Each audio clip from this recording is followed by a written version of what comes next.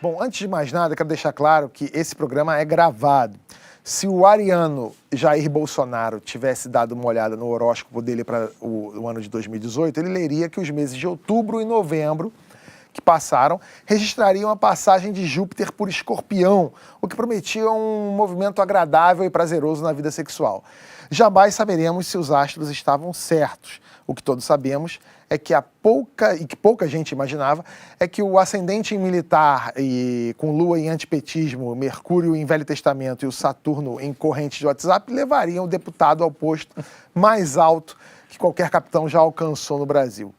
Com o presidente Jair Bolsonaro vieram os pensadores Olavo de Carvalho, Ernesto Araújo, com globalismo, climatismo, entre tantos outros ismos, dos quais muita gente nunca ouviu falar.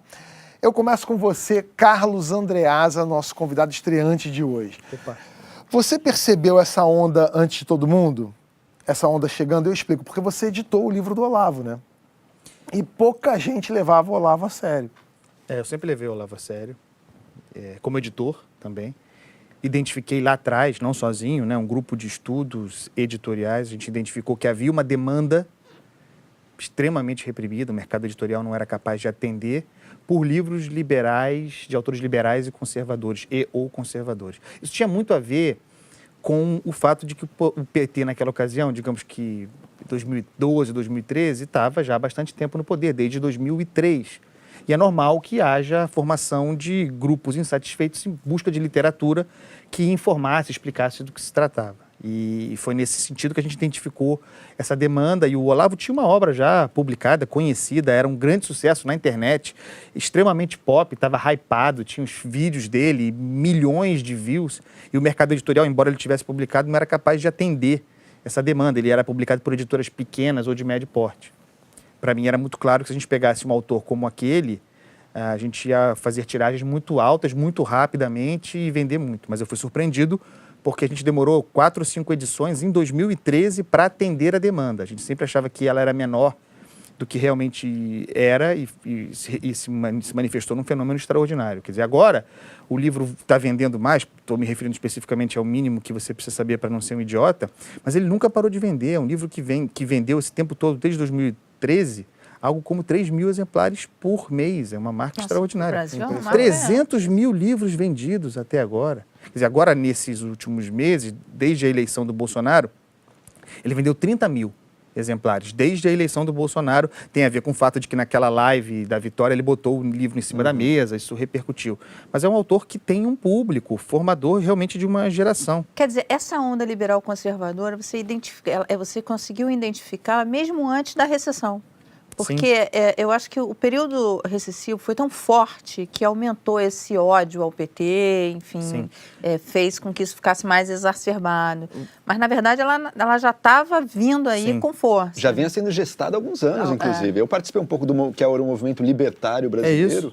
Isso tem origem no Orkut, não é, Joel? Origens de Orkut, de discussões online ali, a criação de institutos aqui no Brasil, de think tanks, para pensar essas questões, para discutir pensamentos muito radicais que vinham. Começou bem pequeno, mas foi tendo um crescimento principalmente graças à internet, né? Foi ali o meio que se... O próprio Olavo, né? O Olavo, ele tinha uma presença nos jornais, por exemplo, que ele perdeu. No fim dos anos 90, ele era colunista do Globo e da época nos anos 90, não faz tanto tempo assim. Ele tinha uma presença relevante na mídia, mas ele perdeu essa presença, mas começou a crescer online muito. E ali que estavam os jovens, e não jovens também, as pessoas que estavam lendo, discutindo e querendo trazer aquilo. Para mim, naquela ocasião, era uma questão de mercado, sempre foi, né? Eu sou editor, eu publico tudo que eu acho importante para o debate público. Mas para mim estava claro também que, isso não tem nada a ver especificamente com esse momento, é a história do mundo, do pensamento no mundo. Onde há uma demanda por ideias, goste-se ou não delas, onde há um movimento intelectual em curso, onde o pensamento circula, há a gestação para médio e longo prazo de representação político-partidária.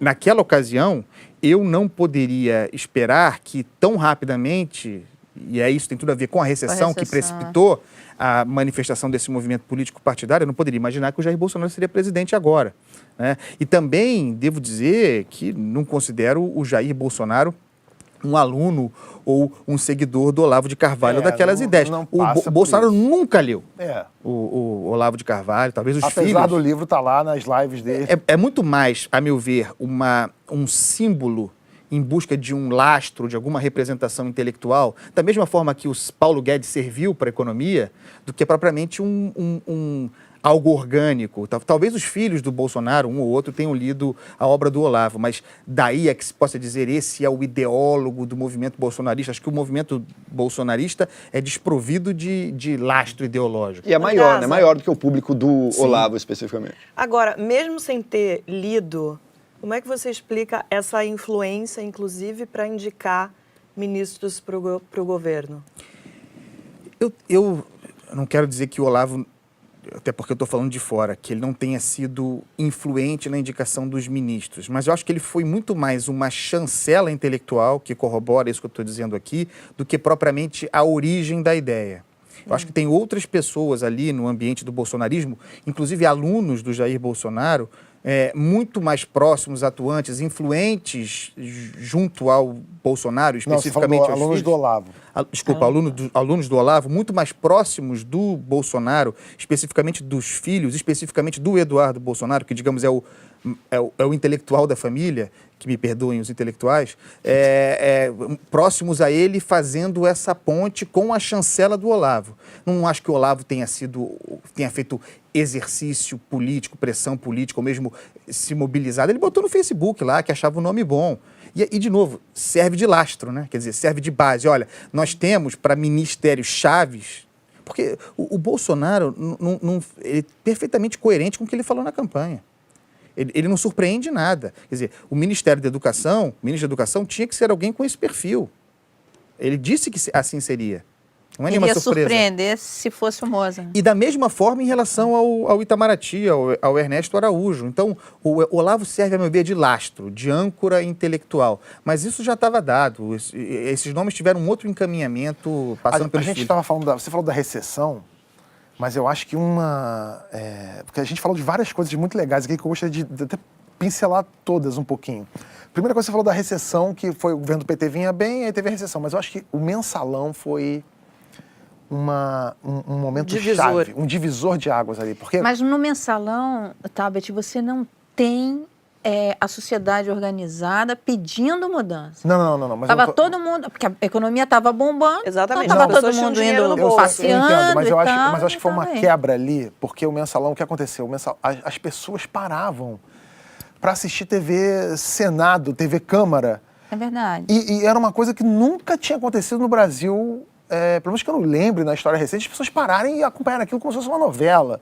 E todos os grandes cardeais do Lula caírem e só sobrar ele com aquela história de que eu não sabia de nada. E aí começa a virar para mim o Fla-Flu nasce ali, né? A coisa das pessoas começarem a tomar partido de partidos.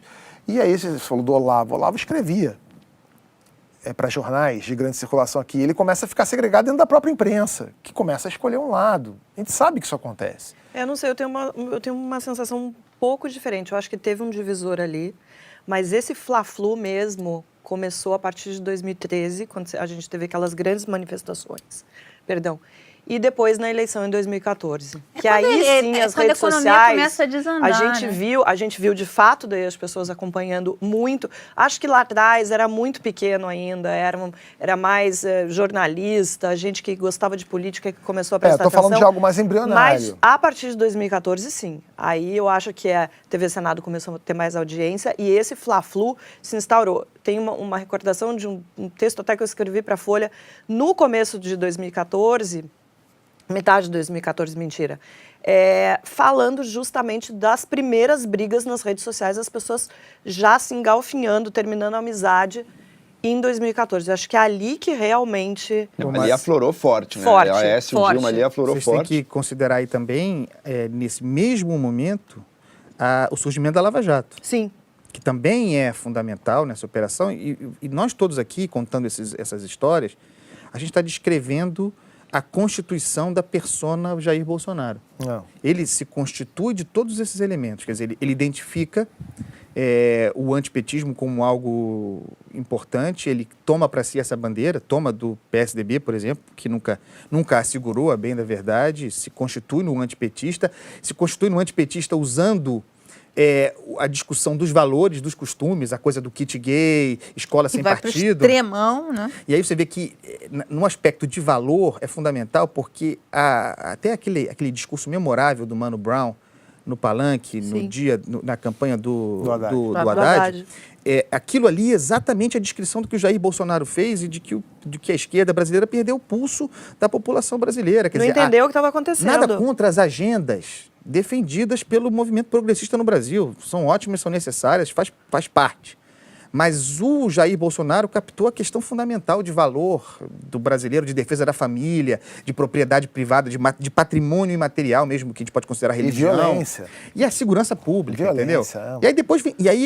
Um sentimento criado também desde o Mensalão, fortalecido pela Lava Jato, presente em junho de 2013, que é esse sentimento contra tudo que está aí, sabe? Contra essa corja podre que está aí, a gente quer sair, agora vamos fazer a limpeza, agora vamos botar para funcionar. Que foi a plataforma de campanha dele. Não, qual é o programa de ele foi a governo? pessoa que Mudar tudo que melhor tá aí, ele entendeu resumiu o discurso que precisava ter. Mas o que é incrível em relação a ele, e pensando em retrospectiva, que o tornaria imbatível, é que ele não contratou um sujeito para um especialista, para um consultor, para montar um lugar ao qual ele deveria ir. Ele estava nesse lugar.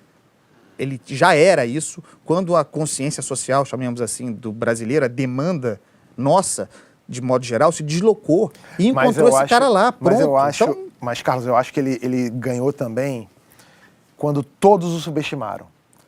Porque ele já estava nesse lugar, sim, mas todos os que estavam em lugares próximos a esse lugar que ele estava foram sendo derrubados como prioridade. Sim. Porque, todos nós, ninguém aqui acreditava, ninguém aqui já ir se acostumando. Não. Eu assisti um vídeo seu, você falando assim, não vai ser. Não, eu tô apanhando até hoje por isso. Então, eu errei, pessoal. Todos. Não só você, nós também, quer ver? Roda aí, Bia. Eu tenho a impressão que ficou bom pra Marina, sabia? A Marina, ela não pode ser descartada exatamente porque ela está no roxo. Ou seja, ela tem 10%, ela tem recall, ela não se uniu com um centrão de Lava Jato e vai explorar isso em Hoje setembro. o mercado dá como certo, pelo preço dos ativos, pelo que eles estão precificando, Alckmin presidente. Como o mercado reagiria a um segundo turno, Bolsonaro e Haddad? Como em 29 a Bolsa de Nova York reagiu. Mas o que eu ia dizer, o dólar a 4, nós fizemos essa conta outro dia, o dólar a 4 em 2002, se você aplica a inflação sobre o dólar e sobre o real, é dólar a 8. Então, se a gente tiver esse cenário que você falou, dólar a 4 tá barato, pode comprar. Tranquilo, né?